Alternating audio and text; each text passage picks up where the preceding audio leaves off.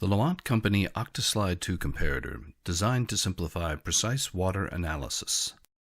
In 1919, LaMotte Company developed one of the first portable comparators in America for determining pH in water.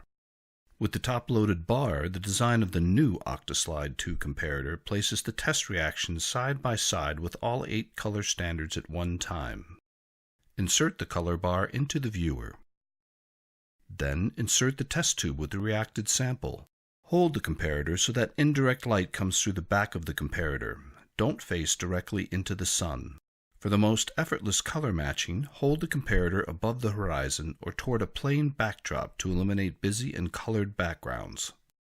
Most Octa-Slide 2 procedures use a 10 ml sample, but if a 5 ml sample is being treated, simply lift up the tube to compare the reaction to the standards in the top half of the color bar. If the color of the reaction falls between 2 standards, take the average. Match the color of the reaction to the standard and record the test result.